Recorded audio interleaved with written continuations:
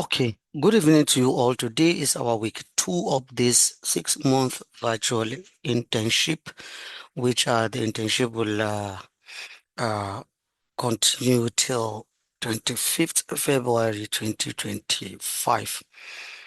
Uh, so um, we are going to see the outlines that is what we are going to cover for this week 2 because we are done with week 1. So let's see uh, what we are going to cover for week 2. We'll have a recap on what we did in week 1. That's number one outline that we have. And also, we are going to talk about data types today.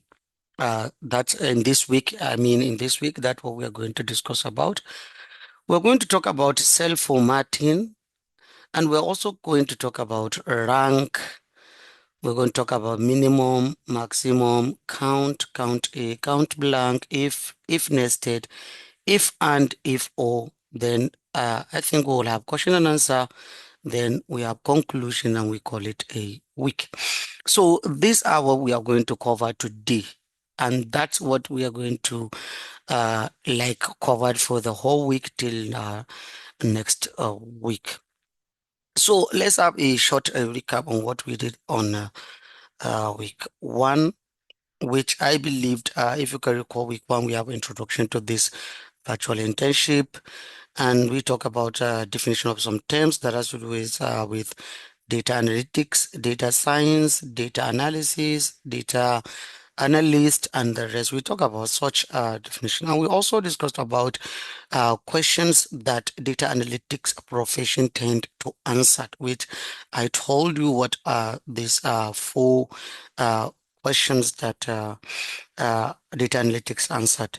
And we also talk about why choosing the data analytics career, data analytics journey, what to expect. Then we have introduction to Excel, the table customization, formula and function. We did simple arithmetics, and we also did average, and we did different percentage last week.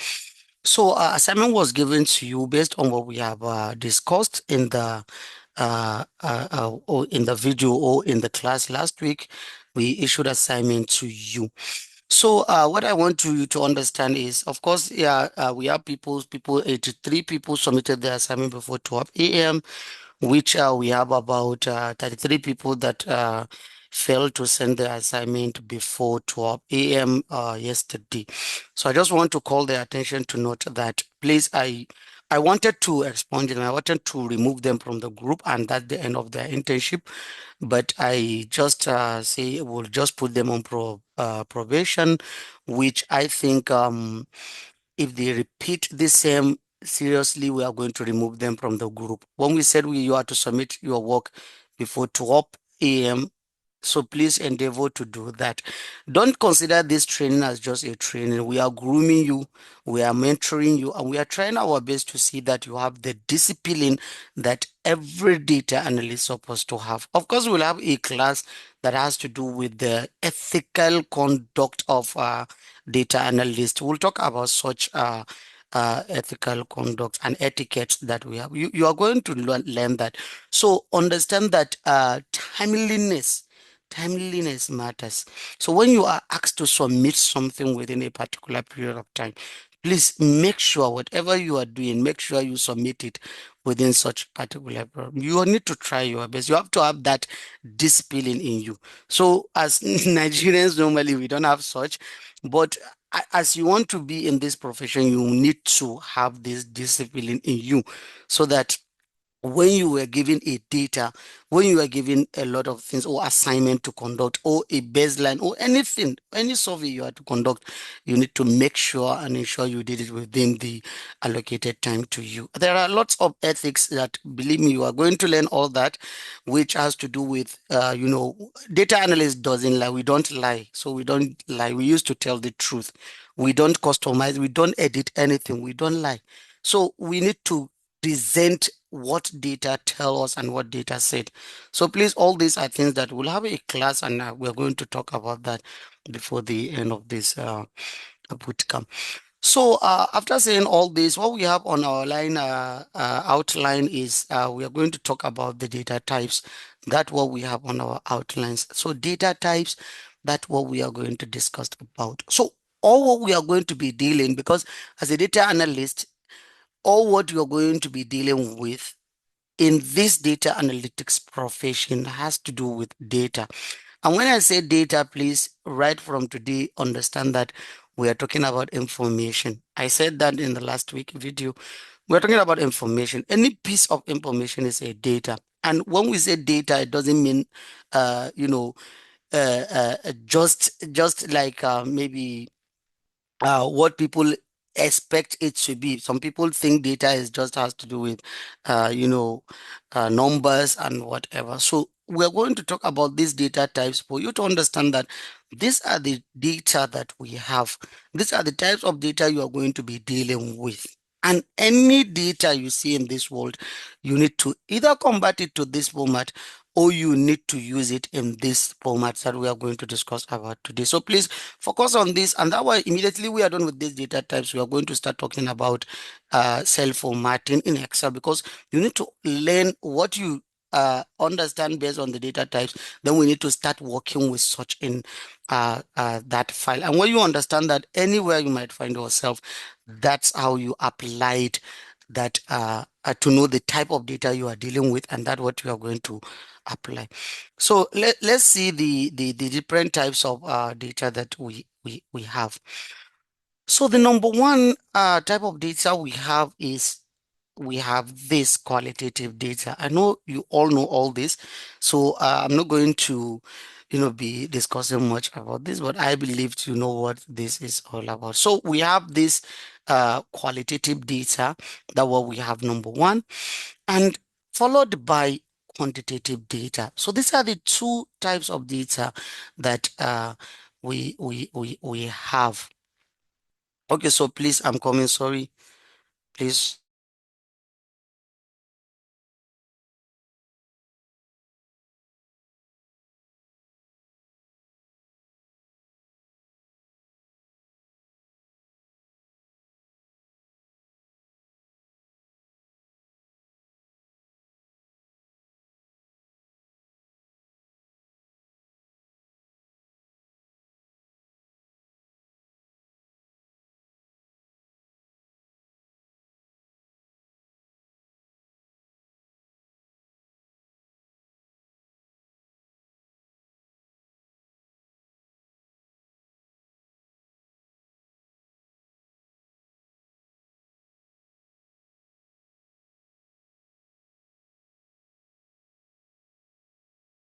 Okay, I'm sorry, please.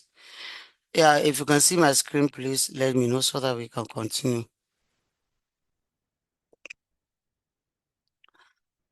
Okay, like I said, we have quantitative and we also have qualitative data types. It has the two data types that maybe the categories of all the data that we have categorized into these two. They are broadly categorized into these two.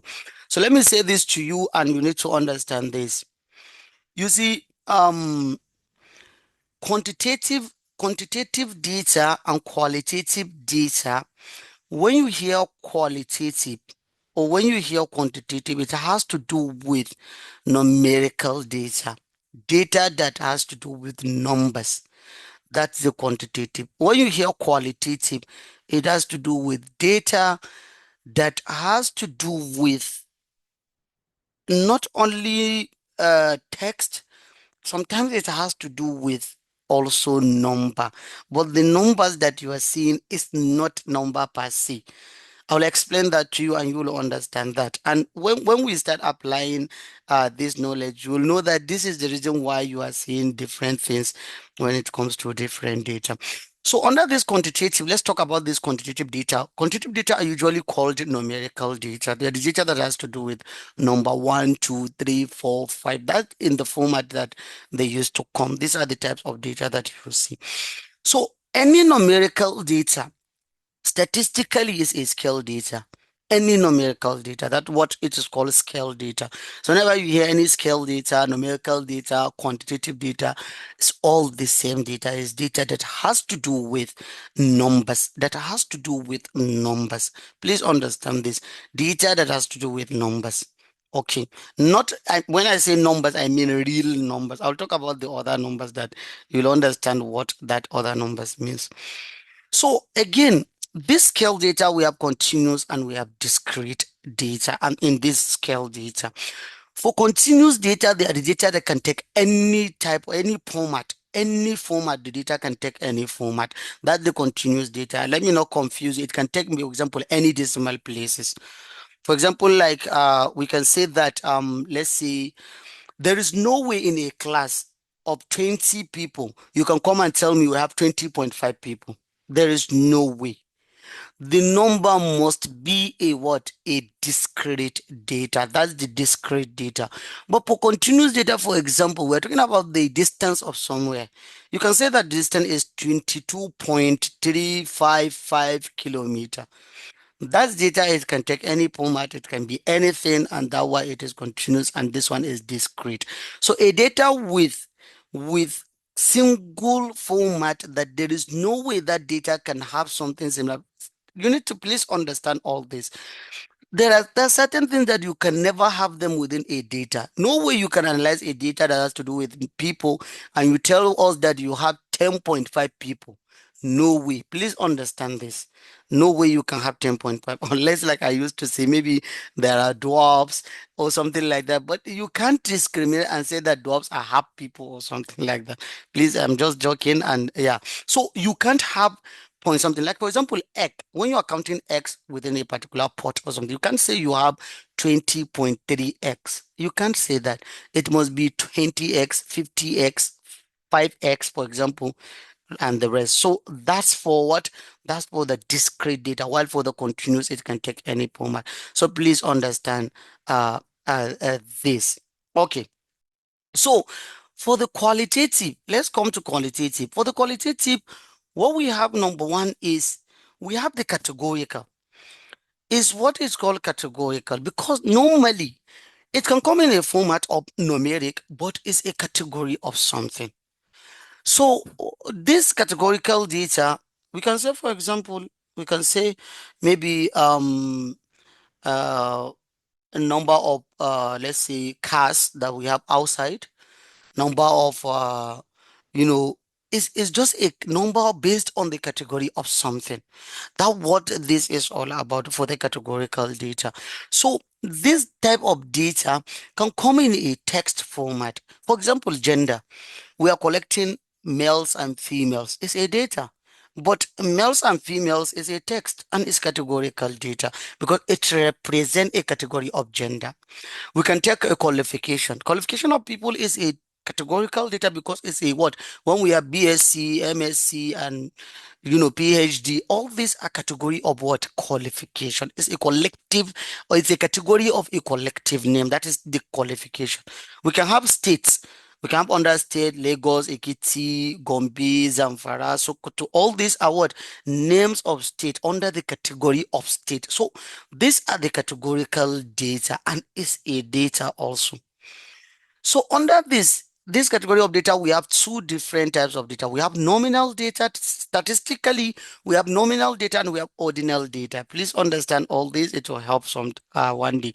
So for the nominal data, they are the types of data that cannot be ordered. We cannot order them. For example, males and females. When we have gender males and females, you can't say male is better than female or female is better than male. You can't say that. You can't say that based on that. Based on the category of states, you can't say someone from Abuja is better is better than someone from Zamfara or someone from Kanu is better than someone from Lagos. You can't say that based on what? Based on the data. That is the nominal data. But any data that we can order the data, we can rank the data and audit it. That's the ordinal data. We can audit the data. For example, qualification. By mere looking at the data of qualification, you can audit that. You can say that someone with PhD is better than what someone with MSc. By mere looking at that, you can say that. So this is what this particular data means. So, like I told you, for this qualitative data, sometimes it can come in a format of text. It can come in a format of number, and it is also a categorical data. Let me give you a clear example of this account number. The account number of people.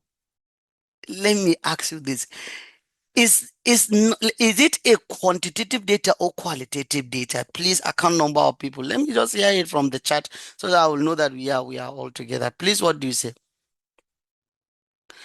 Account number of people. Is it quantitative or qualitative? Can we term it under numerical or under categorical? Account number. Yeah. People quantitative, someone quantitative, qualitative, qualitative, qualitative. Yeah, it can never be a quantitative data. It is a qualitative data because if you look at it, there is no way someone can. Let me give you a one way of understanding whether a data is quantitative or qualitative, even if it is in format of number. Once you cannot get average of a data, once you cannot apply simple arithmetics on a particular data. That data is not quantitative data. Just have that in your mind. Have that at the back of your mind. Account number, there is no way a bank can tell you we have total, your account number is maybe 0133, this account number, and they add them together, they plus them. There is no way they can plus account number. No way. And that way, let me tell you this. That way, when you are entering account number in Excel, we are going to talk about the cell formatting now. When you are entering account number in Excel, you put 000 and put 1. Excel will remove the 000. Why? Because to Excel, anything that come in number type is a numerical to Excel. So that way automatically Excel will remove 0. And there is no way on earth number can begins with 0. No way. We all know that because 0 is there, whether you put it or not. So it's that way it get rid of it. So account number is not a continuous, you know that. It's not a discrete. It's because it's not even under the category. Because in that discrete and continuous, if we want to talk about is when we are talking about the numerical data types. But here we are talking about qualitative. And for this qualitative, that way you will have account number, BVN number, and there are different things that all of them that you are saying. Phone number, even phone number is not they just call it phone number. It's just an identifier. It's an ID. It's a unique ID for you. That's why people call you with it. It's not. Nobody can say my number plus your number plus this number is total to this number. Nobody can do that. Or nobody can put our numbers and tell us the average of our numbers. Or someone can put our numbers and tell us the percentage of our phone numbers. So all this is way to let you know that these are the things you need to understand that has to do with this uh, category of data. Nominal, the one that you cannot order it, is just like that, while ordinal is the one you can order, and it is like that. Okay, so let's continue. So after all this data that we discussed about this quantitative and qualitative, we also have structured and unstructured data.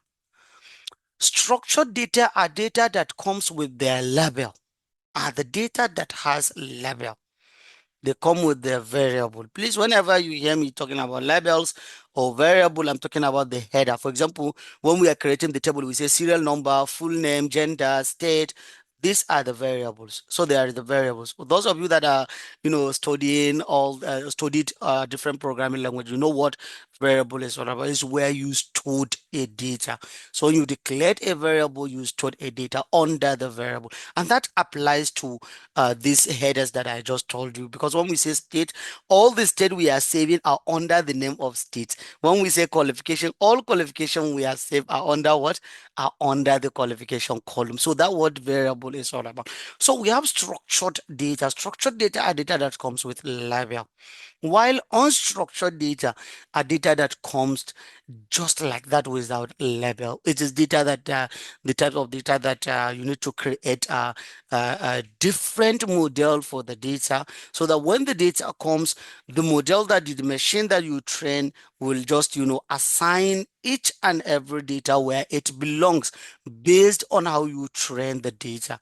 So please understand the different data that I'm talking about here: structured and unstructured. Unstructured are unlabeled data. They just come like that. So it's you that will just what? It's you that screen the data. You put this, you put this, you put this. But when they are coming, they just come like that because the data is unstructured. But structured data are the data that are already structured.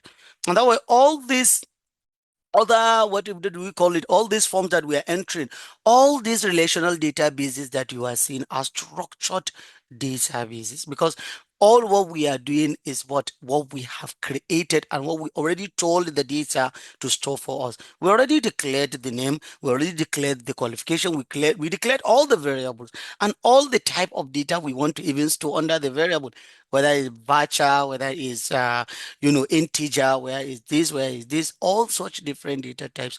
We know how to do that. So that's the structure, and this is for the unstructured. So these are the different data types that we're going to be dealing with. And whenever you give any work is given to you, please make sure you understand the type of data. Make sure you understand the data type that you are dealing with, because uh, some functions and formula that we are going to deal with, if you fail to use them to the data, to appropriate data type, it will never apply it to you and you will never get the correct result. Please understand this, so that you will not go there and keep applying a particular formula on a cell that the cell contain different data type. For example, I want to add, for example, let me give you, I want to add, let me say, for example, uh, uh, uh, how can I say? Let me say, for example, I want to add phone number and phone number. For example, this plus this. If I add them, if it is a text, it will give you error. If it is a text, it will give you error. But if it is not a text, it will what? It will give you the total of the two. So these are the things that you need to understand. So when you apply simple arithmetic, even if it's a number, but it's a text format, it will not give you the result. But if it is a number format, it will give you the exact result. Okay. So please you understand. So there are different data types that you will be hearing in programming language that have to do with string, integer, boolean, and different data types. You see all this date, even date, let me say this to you, date that you are seeing, date, time, all these are under qualitative data. Please understand this, so that when we are talking about such format, you will not get confused. Date is under it's under qualitative data, so it's just part of the qualitative data. But other programming language are declaring the date, the timestamp, and other, the rest of the data. Okay, so this is it, and this is what we are going to talk about related to this data. And now we are going to go to our Excel and start talking about the cell formatting, and we're going to apply most of the data types that we have in there, and you're going to see how to work with them. From there, we will continue with all the outlines that we have. We'll just keep taking it one after the other till we finish what we are going to discuss about today. So sorry, I'm going to stop my screen and I'm opening my uh, Excel so that we can start.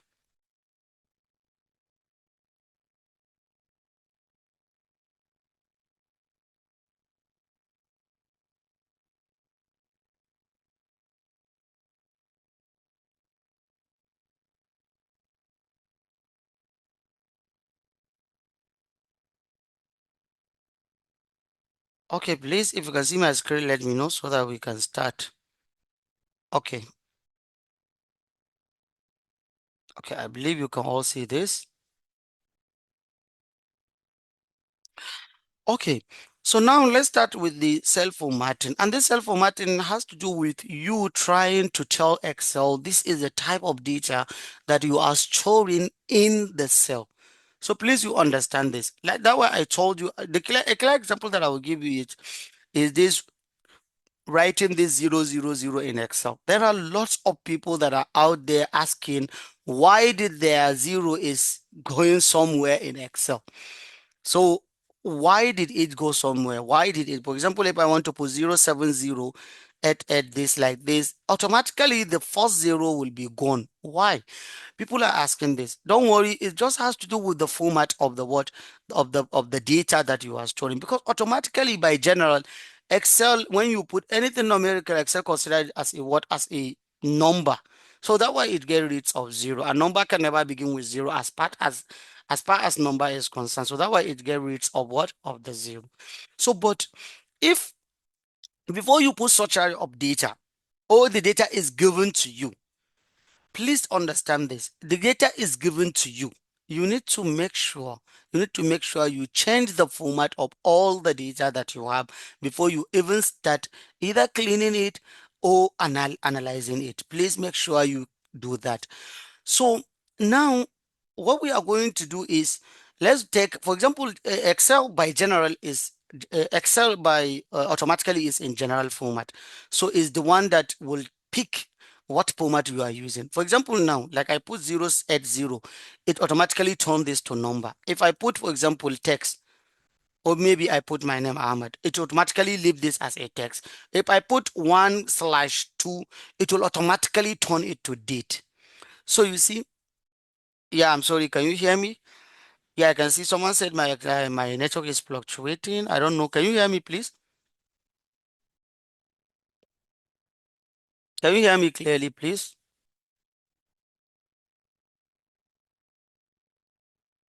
Okay, okay, thank you.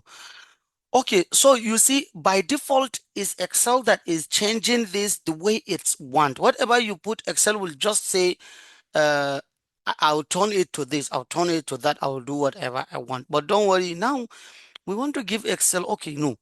We don't want you to pick whatever you want for us. We want to do what we want by ourselves. So whenever you are giving a data or you are creating a variables, let me just do this for you. Let's say, for example, this SN, full name, gender, date of birth, for example, um, what else? State. Yeah. So like this. So let's just have something like this. So you already know how to do all this. So I don't need to teach you that. So you are masters in this. So I'll just do it fast. Okay. So so here it is. So now as you can see now, any format that we have, any variable, we are going to use the format that we have under here for us to put what we want. So let me just put salary here. So I want to put salary. I think, yeah, we have that. Yeah, I want to put salary there. So for SN, let me say this. For serial number, already you know how to create a serial number. I know you are masters on that. So you mastered that already. I know that. So let me just drag and create that. So I'm going to ask you this question. So let me say this. I'm going to ask you this question. Sorry. I'm going to ask you this question. I'm going to ask you this question. I'm going to ask you this question. Serial number, is it a quantitative or qualitative data? Please. Is it a quantitative or qualitative data? Okay, I'm going to call this phone number. You see, serial number is a qualitative data, so that's why we need to leave it like this. And serial number, take note, is always a unique identity. It's a unique identity or unique identifier. Please consider it as that as from today. Serial number is not a number given to people based on rank. Maybe number one is the most maybe successful person, number two. No, it is just a unique ID given to people. That's what serial number is all about. Please understand that. Understand that. So sometimes if we give you a data without serial number and you can't find any unique identifier within the variable, you are the one to create it by yourself. And I believe in your assignment this week, assignment has to do with you creating such unique identifier. We are going to talk about that. I think it's part of your assignment. So serial number is supposed to remain the way it is. We're not going to change it. We just leave it like that. We're not going to change it. So it's just a qualitative data. If we like, you can right click on it. Definitely just turn it to what? Click here and turn it to text. Come here, you will see text. Just turn it to text so that if somebody come and say, for example, equals to some open bracket, then somebody highlight all this and close it. It is just going to give him this, but nobody can do that. You know that even if you did this, nobody can do that for you. Nobody can come and say, okay, let me calculate the total this. If we want to see the serial number, all we need to is to just look at the last one, and that will give us 17, and that's how it's going to apply. And that way, let me show you something. That way you see it always start with 001. You see this 001, 002, 003. It shows that this zero will not go away. That means 001 is a text. It's because I turn it to text. That way we are able to put the 001 there. So please take note on that. So for the full name, automatically Excel will give you any format that you put. If you put, for example, a text, automatically Excel will give you a text. But take note, if it has to do with something that maybe is not what Excel will understand that it is a text, please make sure you turn it to text. And I highly advise you, even if it is not, a calm down and change whatever it is, change it to text. Please change it to text. So for example, I'm writing my name. You see, is even if it is automatically a text, please highlight all the columns, highlight them all and turn them to text again. So for the gender also, we all know males, for example, or male, female, we all know is a text. Please highlight it, also turn it to what? Turn it to text. So on the phone number, also, like I told you, you know how we did here. So you turn it to text. Before you start writing the phone number, make sure you turn it to what? To text. Just write text and you turn it to text. Then you can write 070, you see, and the zero will not go away. It will stop there because now it's not considering it as what? It's not considering it as number, is considering it as text. So for this date of birth, please, you change it to date of birth. Let me show you something. If I put 8, 6, for example, like this. Sometimes if you were given a date, you're going to see a date format like this. Let me tell you this. You're going to see a date format like this. So make sure if it has to do with date, change the format of the date. Please calm down. We have different types of dates that we have here. You can have long date, we can have short date. Short date comes like this. You see that date that I put, this is what it gave us. It gave us 4258. And don't worry, don't mind them. That's what it gave us. So now, that's for the short date. It just give you month, date. It start with month. Please take note. It start with month followed by date, then followed by year. For example, now I can say 2/22. It will automatically give me 2024, 2nd February 22, February 2024. So you start with month followed by day. And also you can change that in that. Of course, I'm going to talk about that later. So we have long date. Long date is for you to have this format. Don't worry, it has to do with the name of the day, name of the month, and what year. That's how it's going to look like. So if you want to change this format, please just come here and talk about this more format.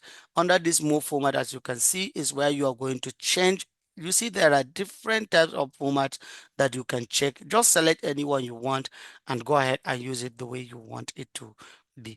So that's a different format that you can have. If you want, go there and do that. So for the salary, I just put salary. Let me put 12,000. Sorry.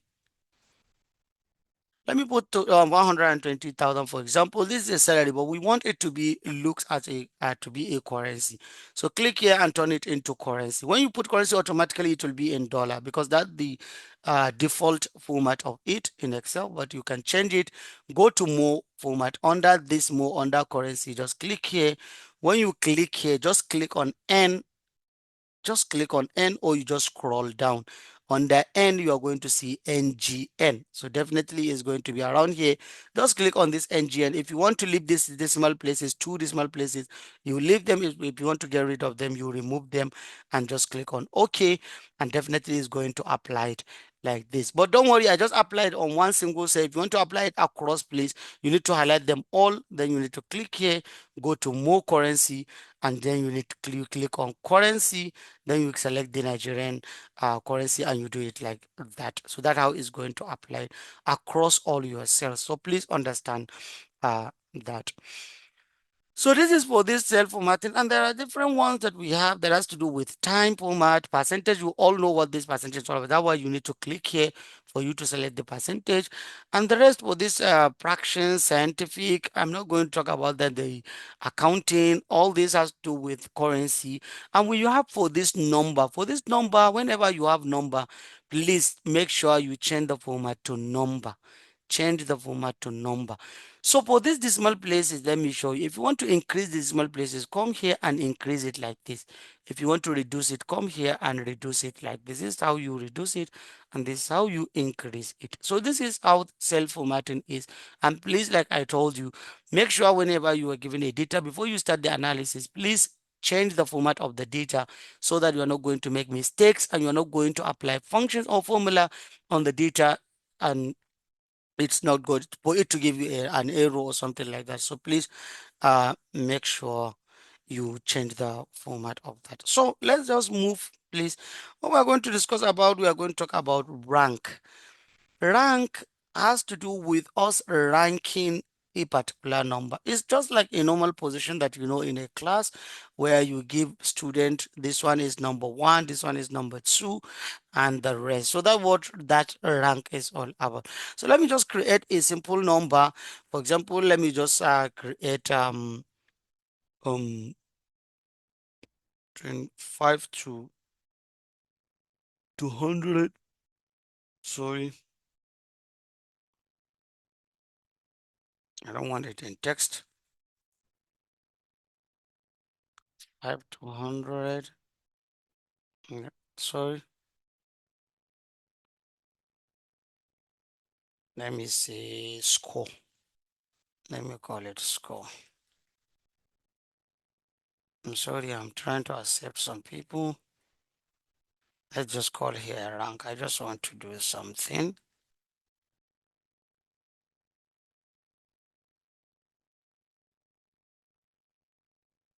Don't worry, I will change the format to number because this is a number. So we're going to change it to number. Or I can just convert it to what? To convert to number. So this is for the number. So if you like, you can convert it that way. And let me just show you how I did that again. It is just like they just highlight it all. Click here and just click on convert to number. And now we have a number here. So let me just put it at the center and show you this. So we are going to rank this to know which one is first, which one is second. Let me just create A, B, C, D, E, F, G, H, I, S, C, G. So now we are going to say equals to, let me just do something. I don't know why this formula is not going to work.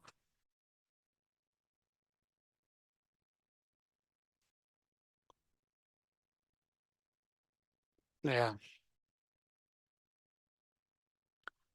Okay, we're just going to write equals to, let me zoom it here, equals to rank.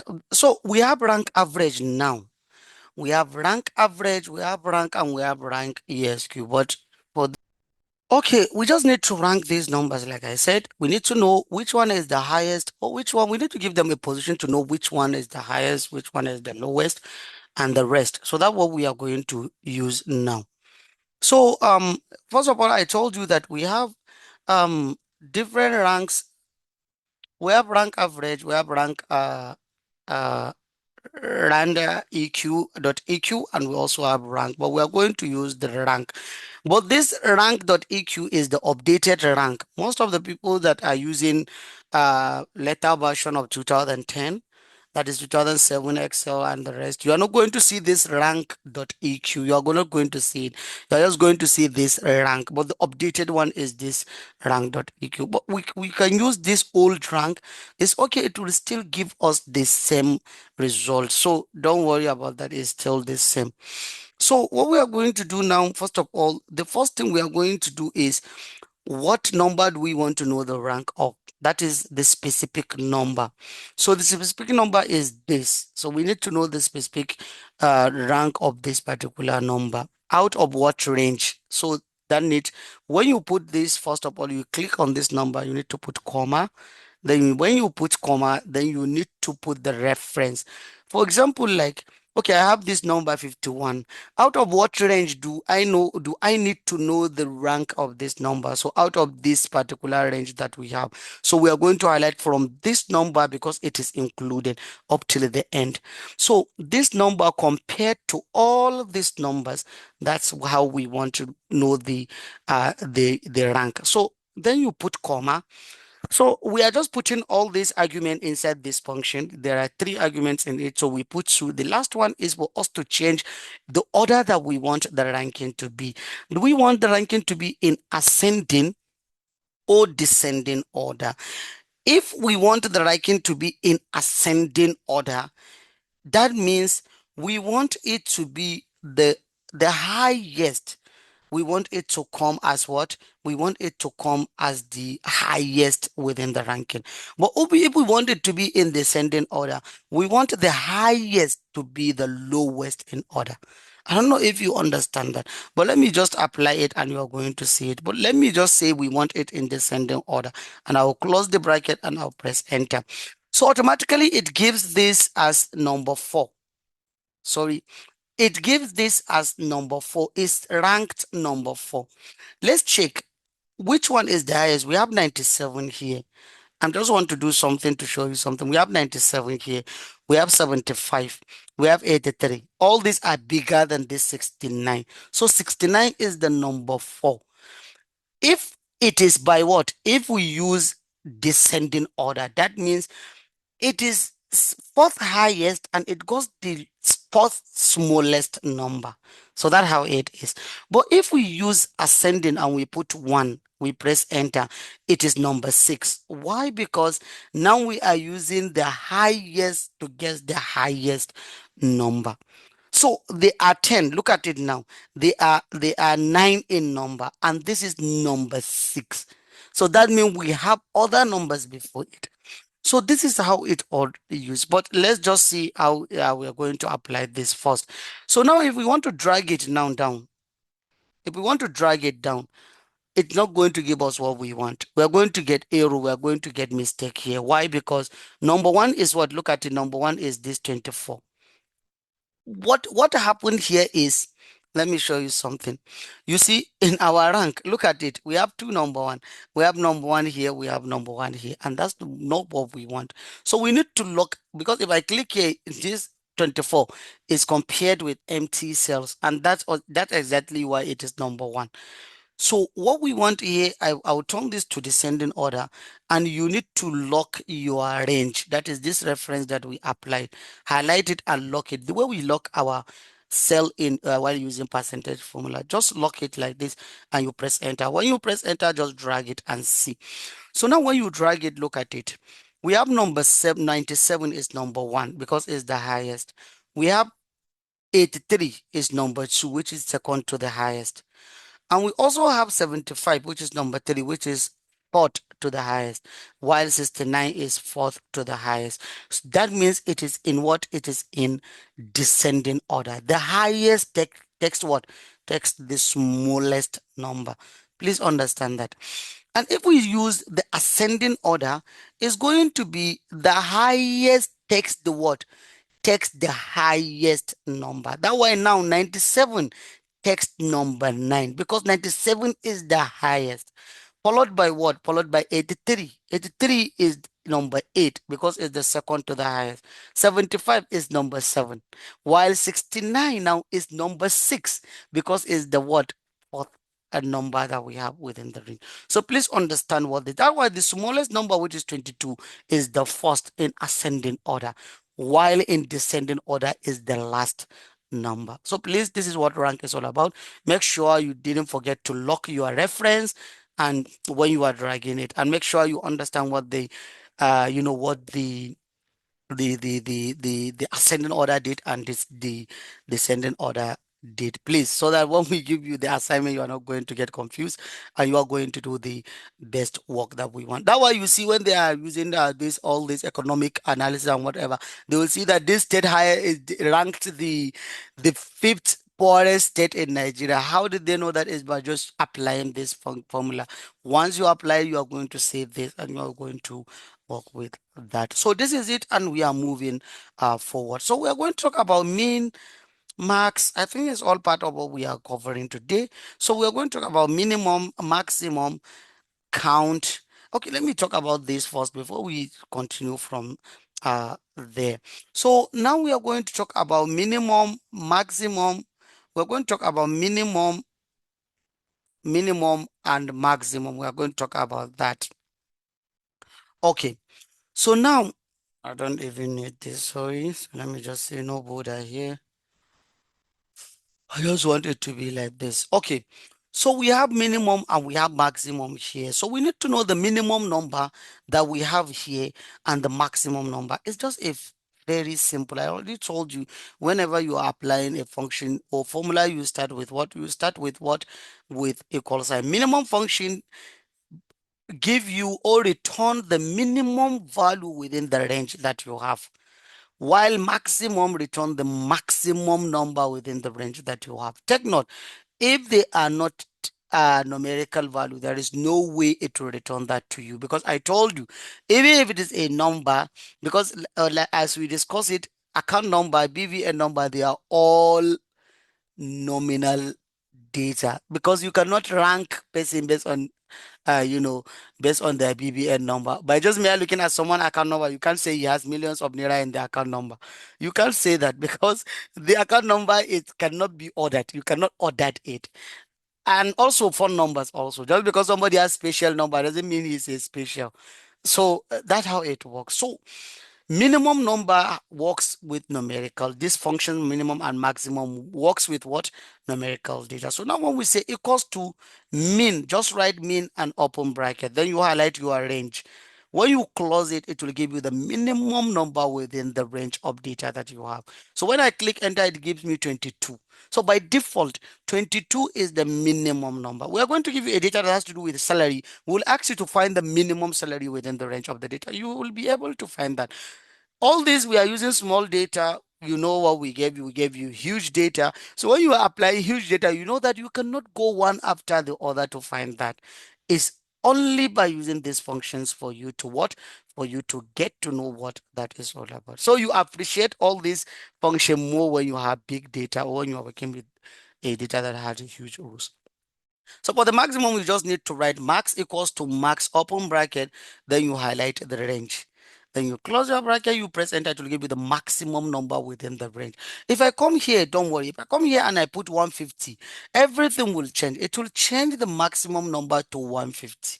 If I come here and turn this to 13, the minimum number will change to 13. So that way you can create your script, you can create your template without writing a data.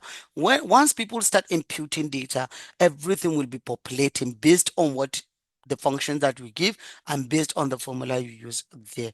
So please, this is it, and this brings us to this minimum and maximum. So let's continue with this count,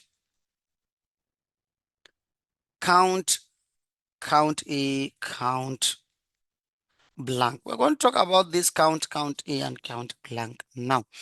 So for this count, what count did for you? Let me just turn this to AB. Let me turn this to AB.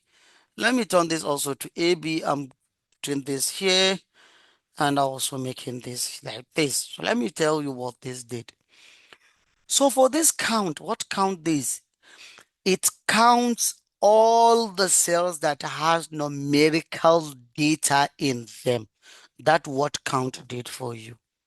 So now if I say equals to count, open bracket, all I'm going to do is to highlight the range. Let me highlight this range and press enter. It said 4. That means we only have 4 cells that contain numerical data type. That is quantitative data. Let's count it. 1, 2, 3.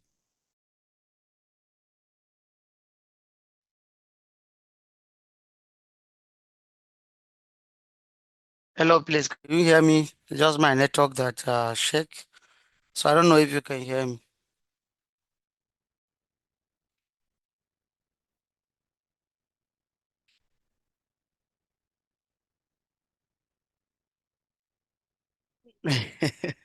Yeah, it's our country's network, so I don't know what to do. Okay, so I'm just trying to switch to another network. Yeah, I'm trying to switch to another network, so but I don't know if you can hear me. Let's continue. But if it didn't work, I will switch. I'm trying to switch also. So I'm sorry for this. You know how it's all works. So uh let's just continue. So I'm sorry for that. Okay, so now if you look at it, by just applying this, it shows us that within this range that we just highlighted, we only have four numerical data values in this. That's what it tells us. So all the rest is something that we don't even need. So there is issue, there is error, there is something else in there. Okay, please understand all this that we are going to do because we are going to do some calculation at the end of this. Another thing is going to is count A. That is count all. That's the name of the function, count all. So for the count of what count all did is it counts all the cells that are not empty within the range. All the cells that are not empty within the range of the data. That what count A did for you. So count count only cells that has numerical data in them, while count A count all the cells that are not empty. So being it numerical, being it categorical, it's just going to count it for you. So let's just say equals to count A open bracket. Then I'm going to count this. Press enter, it gives us 7. It means we have 7 cells that are not what? That contain data in them. So if you count them, we have this 1, 2, 3, 4, 5, 6, 7. You see they are 7. Understand this, please. So the next one is count blank. What count blank did is, but I don't even need to tell you. So if you say equals to count blank open bracket, let me count it, and I highlight the range, then I press enter, it give us what? It give us 2. So we have only 2 blank cells.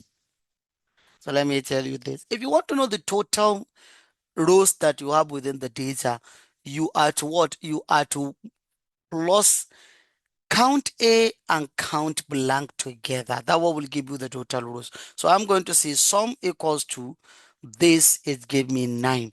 That means we have 9 rows of data. Please do you understand this?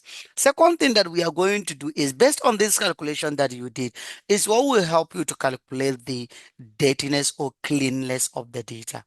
If you want to know where the data, whether the data is clean or whether the data is dirty, this is where you need to know. And by knowing that, there are certain percentage that if you get it, that data is not reliable data, you cannot work with the data. If it is a survey you conducted, you need to go back to the field and get more data because the data that you have is bad data. You can never work with it. So please understand that. So let's do this for now. This is what we have. Count, let's say the data we need to work with is numerical data. So we only get 4 out of what? Out of what? Out of this 9. So let me show you something. Let me just do the calculation for you. So I'm going to say this divided by what? Divided by this total. So it means this data that I have, which has to do with the score of student or with the salary of staffs, only 44% of the data contains numerical value. It means how many percent that we don't have? We have about how many percent is it? How many percent? 56% of the data doesn't have, it doesn't what? It's not numerical value. So it's either what? It's either numerical or what? Or categorical. So the clean of the data that we have that contain the numbers that we have within the field is only 44% of the data. That's number one. If for the missing values, we want to know the percentage of the missing values, we are going to say this blank divided by the total this that we have. But take note, if this blank, we apply it here, you see, it's going to give us this. It's going to give us this. But sometimes take note, this count A, that way I didn't work with it later. This count A sometimes can be absent. It can be absentees. It can be absent of student. There are students that are absent. So we want to know how many percentage of students that are absent. How are we going to do that? Please understand all this that we are doing. It might be part of your questions. Understand all this. How can we know the percentage of students that their score is not there and their field is not empty, but there is absent there. How can we know the percentage of such? So we are going to say equals to this count A minus this count that we have. So it gives us 3.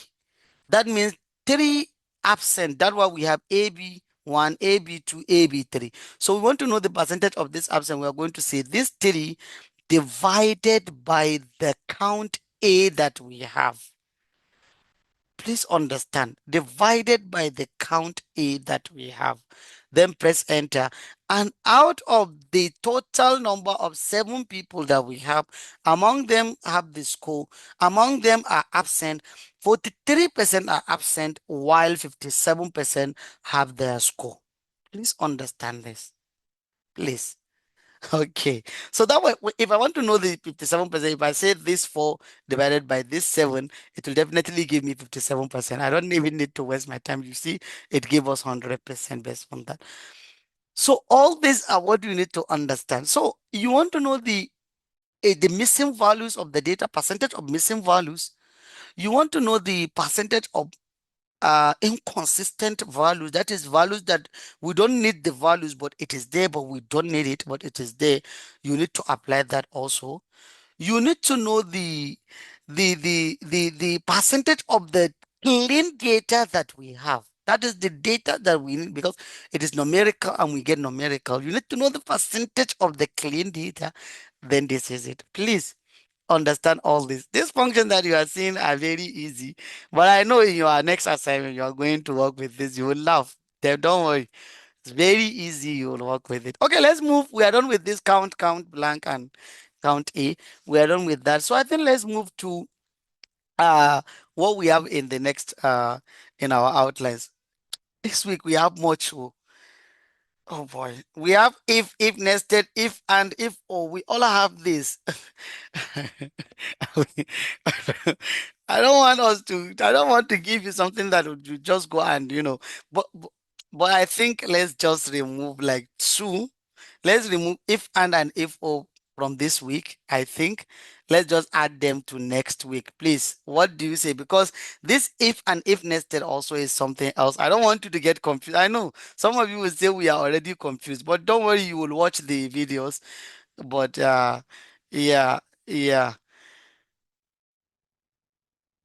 Yeah, the empty cells that you are using, I told you, is to know the percentage of the missing values that you have within the data. That's why you are using the empty cells. You know, because the missing value is an issue to your data. It's an issue. Missing value is an issue. So it's an issue in your data. So that's why you need to know that. So let's start with let's move to if and if nested. Please let's do this conditional formatting even today. Let's touch it because it's something that I want you to go home with it. So let's talk about this if so that at least you will have something more funny to take home and to work with, even though you already have some. So let's talk about this if. What this if is all about if is a conditional formula. It's a formula that you give a criteria to the formula. It's just like an algorithm, writing an algorithm. Algorithm, as you know, is a set of instruction given to a computer or given to a machine. Any set of instruction. So you just give it an instruction. So that's what a formula is all about. Now we are going to give instruction to to the computer. And once that instruction is true, we want it to up to give us something. We want it to return something to us. That's what we are going to do. So by default, this if function takes one argument by default. That it takes only one argument. By default, it takes one argument. That is, we give it a criteria, understand it. There are 3 arguments in it. That is 3 parameters inside it. One is the criteria. You give it the criteria. That is the condition that you want. Let's say, for example, I just want to give you a condition. If I'm just giving it, if I have charge on my phone, or if the charge of my phone is to 67%, that's the condition. If it is 57%, that's the condition. So, but take note, for this condition, there are 5 criteria that this condition can take also. We have equals to, that is if it is equals to 58%. That is equal to. For the equal to, it must be equal to. That is that where we use equal sign there. So for the equal to, so let me just say equal to, that's number one. So we have equal to. Let me put the sign of equal to. Sorry. Let me put the sign of equal to. So is the equal to. So that's the first condition that it takes, equal to. And the next condition that we have greater than. So if it is, take note, once it is not a categorical data, that when it takes the rest of the conditional signs that we have. That is the other signs that we have. That is for the greater than, for the all these other comparison operators that we have. Please understand that it's only categorical data that takes equal to. If it is categorical data or numerical data, it takes equal to. All of it takes equal to. But categorical data does not take greater than. It does not take greater than or equal to. It will not take the rest. So for equal to, you can use it for categorical data, and you can also use it for what? And you can also use it for numerical data. That's for the equal to, and we are done for this condition. You can also use, let's say I say greater than. So let me say greater than. Greater than, this is the sign. So I'm just putting the sign. When I put the name, I'll put the sign. So after greater than, then we have greater than or equal to. You all know that greater than or equal to, that is this. And we also have less than, which is this, and we have less than or equals to, which is this, less than or equals to. So this is what we have. These are the five of them that I told you that we have. So in writing your condition must take any of this, must take any of this. It might either be equal to, greater than, greater than or equal to, less than or equal to, less than, and the rest. So that's how it is, please. Okay, so you understand this. So I told you that's the first argument you put in the formula. That is to create a criteria or to create a condition. So now we know how to create a condition.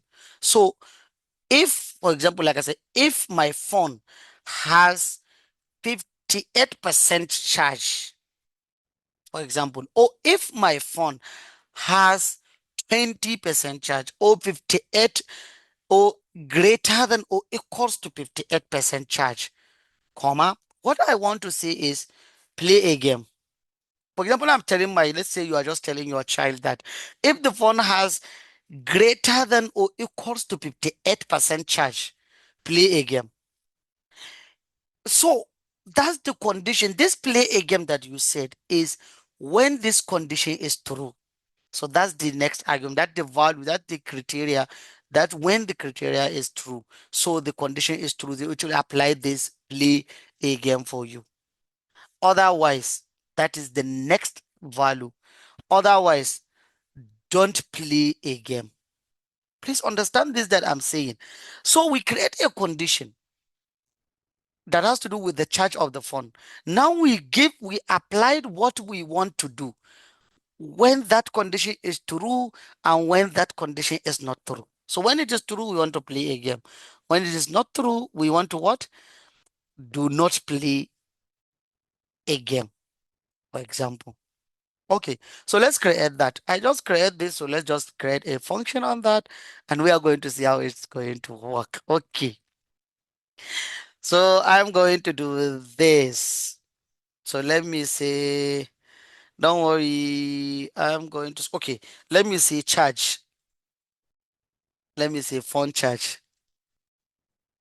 Okay, so this is the phone charge. I just create a phone charge. So now, so we are going to create the condition. We are going to say, don't forget what I said. We're going to say if equals to, you need to start with if, then you open your bracket. So we are going to say if we are going to put the percentage of the phone charge on this C2. So I'm going to say C2, you can click on it or you write it is the same. So I'm going to say if C2 is greater than or equals to 58. Take note, I told you whether it is 58 equals to greater than or equals to 58%. So this is the 58. So I put comma. So I'm done with this criteria because once the charge is 58, definitely the condition, that's what we want. That's the criteria we give. What do we want it to be? Understand this. Let me say this to you. In Excel, any function you are writing a categorical data, you need to put it inside double quote. So that's what applies to all other programming language.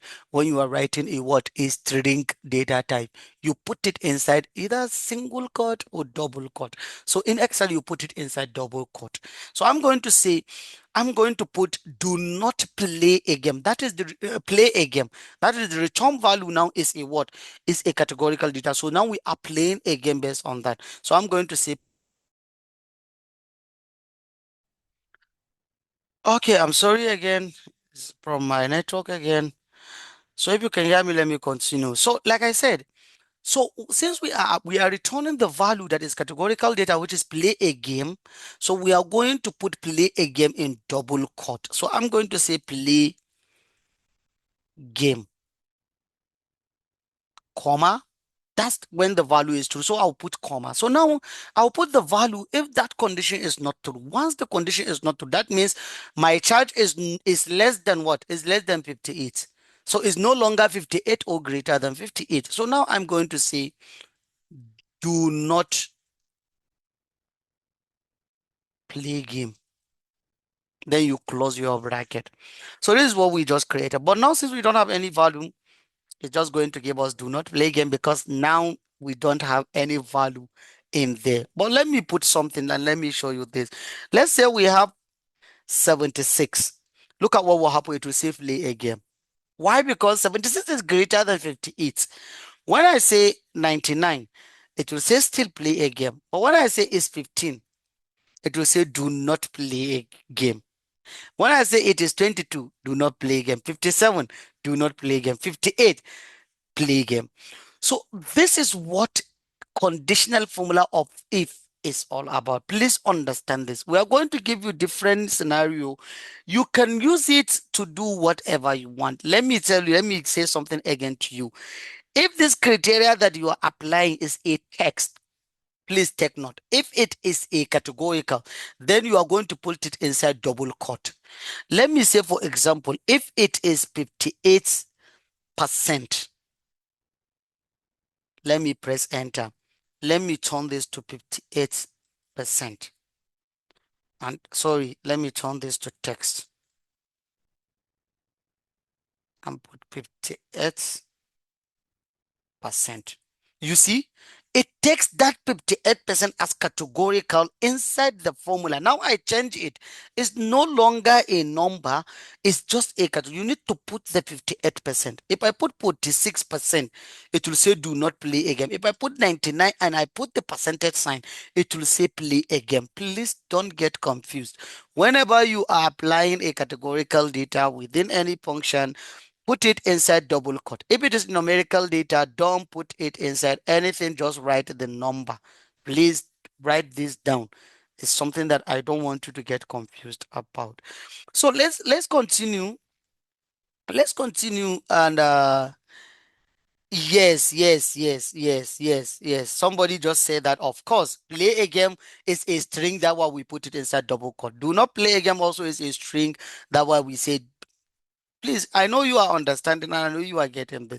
So let's talk about if nested. That's the last topic we are going to discuss. We have few minutes to go, but let me just rush and explain this if nested to you. If nested is just whenever you hear if nested is just if inside a if.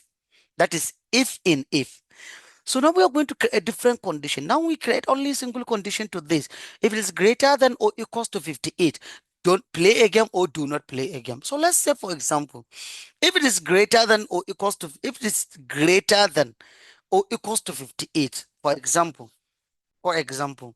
I want to see, for example, I want to see play a game, or if it is greater than 58, play a game. If it is greater than 65, play a music. If it is greater than 70, play a video. If it is greater than 90, do a video call, you can create a criteria based on that. So that each criteria that is true, it will tell the person to do what you ask him to do based on the percentage of your battery. So that's one awesome thing about that. So let's create that. So let me just write it down here so that you'll not get confused. So let's say if it is 50, play a game, play game, 60, play music, 70, let's say play video, 80, or let's say greater than 80, for example. Then we say um do video call. Okay, so let's just create a condition based on that. Let's just write a formula. So we're going to say if, let me just use it inside here. Let me use it inside this C4. I'm going to say if C4 is greater than, that's how it is. That's what we are going to do. If C4 is, or let me say, is less than or equals to 50, for example, let me say play a game. Play game, comma. So now I'm not going to close my bracket. I'm not going to put the value if false. I'm going to create another condition. I'm going to say another if, open bracket, sorry. I need to open bracket after this if, sorry. So I'm going to say another if, open bracket, the same cell, which is C5, is less than or equals to, let me say 60, comma. What do I want is what? Play music, comma. Then I'm going to create another if again, C5 is less than or equals to 70, comma. What do I need? I need to play video. The last one is if the same C5 now is greater than or equals to 80. What do we want is to do a video call. Then we close what? We close the number of brackets, open brackets we open in the function. We need to count them. 1, 2, 3, 4. We need to close 4 of them. 1, 2, 3, 4. And that's all. Then you click enter. So now we don't have anything because what we say is less than or equals to 50 definitely is going to say play a game. So if I put 60, let me put 55. You see, it's play music because it's from 55 to 60. Anything within that range is play a music. But let me put 61. It will say play what? Play video. Look at it. It say play video. I just spell video wrong. So it say play video. 67, play video. But 71 is say false. Okay. So the reason is that in here, we did, let me just explain this to you. In here, we did not capture the range of 71 to 80. There is no range of 71 to 80. Understand that. The range only stop at this. Only stop at less than or equals to 70. And it start from what? Greater than or equals to 80. There is no range of 71. So if I want to include the range of 71, I'm going to make this to be greater than or equals to 70. And definitely it will capture 71. So if I say this now, it is not part of what we covered again. 66 is not part of what we covered now again. Why? Because we remove this. We remove this out of our range. So we only have less than or equals to 70, greater than or equals to 70. Please, you need to understand all this. So if I want to capture 60 to 70 within the range, we need to make this to what? We need to make this to 60. So if I put 77, it will give me play a video. If I put 66, it will give me play video. Because of this, greater than or equals to 60 is okay. We didn't put any other condition until we reach 82 and above. So that way, when we reach 80, now if I come here and put 90 or 89, it will change definitely. Okay, sorry. Okay, so if you want your range to cover from this 70, that is, it stop from here, it start from 70 up till this 80, then you need to cover, instead of you to put 70, you need to put 79. So for all this, even this, you need 60, for example, less than or equals to 60, you need to put 69. So that's how it's going to looks like, because it will be covering a lot for you. So please understand that, and you learn how to put the range. Less than or equals to this, from where it stopped, that where something started. From where it stopped, that where something started till the end. So when you reach this, because by default now this is stop at 79. So when I put 80, it start from this condition. That is this condition where 80 begins, and that's where it will start. While this condition has to do with right from this 61 up till 79, that's where it's going to apply. So if I put 66, it's going to give us this. If I put 71, it's going to give us this. If I put 78, it's going to give us this. If I put 79, it's going to still give us the same thing. But if I put 90, it's going to change and say do a video call. So for us to cover the range, then we use 79 for us to cover it from 61 up till 79. So because now if I put 61, it will give us play a video. So that where it start. From this 61 up till 79, it will do the same thing for us. Okay. So this is what this if nested is. As you can see, we covered this same different range. We give different criteria to apply the same different things for us. So this is where we are going to stop, please. And we're going to stop here, and let's just call it a day. So if you have a question you ask, what I'm going to add now is just, it has to do with your assignment. Please, we are going to solve the assignment together with you, because any assignment we give you, we are going to come and solve the assignment to you. You are going to see how it is solved, how you can solve it, and how you can follow uh, to solve the assignment from A to Z. We are going to do that, which I believed in my career in tech mentoring session on Saturday. Definitely, we are going to use that session to solve your week one assignment. That's what we are going to do, I think, this week. And for those that failed to send their assignment by 12 yesterday, please, your names are in probation. Like I told you, you need to please try your best, please, to submit your the next assignment as soon as you can before the deadline. If you repeat the same mistake, we're going to remove you from this.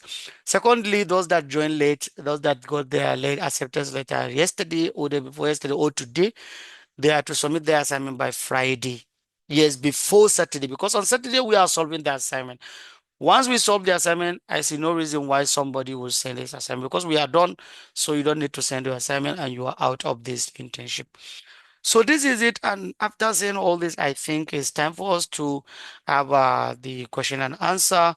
Then if you have any, if you don't have any, then we can call it a day. So let's continue, please. If you have any question, please ask your question. If you don't, then I think it's time for us to call it a day. And I wish you all the best. We meet on Saturday. Yes, you have Friday up next tomorrow for week one assignment. Those that join late, please, because we are solving the assignment on Saturday and we are releasing your result by then. So please try your best to see that you cover. Please, you are the video is there and it was sent to you since. So please, I think you can give it a time and start watching. So the first video is there. Please do your best. And by this class that you just attended, I believe you have a lot of more experience to do other things in week one assignment.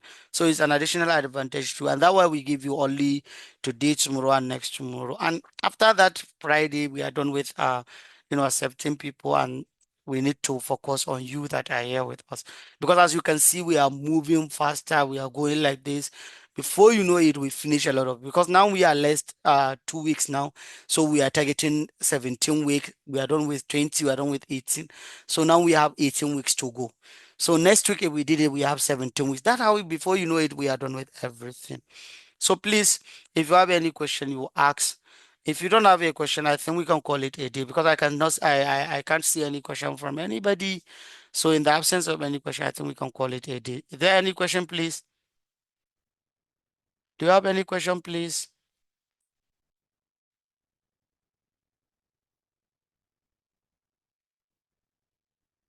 Do you have any question, please? Okay, thank you so much. And I'll put the videos together. Seriously, I'm tired. I don't think I'll do it tonight, but I'll try my best tomorrow morning for you to get the links to watch this class that we did today. So you start watching. And your assignment will be soon sent to you, maybe tonight or maybe tomorrow. You'll see the second assignment of week 2. So I wish you all the best and have a wonderful weekend. Wonderful week, not weekend because it's not a weekend tomorrow. So thank you so much and see you uh, on Saturday. Thank you for listening.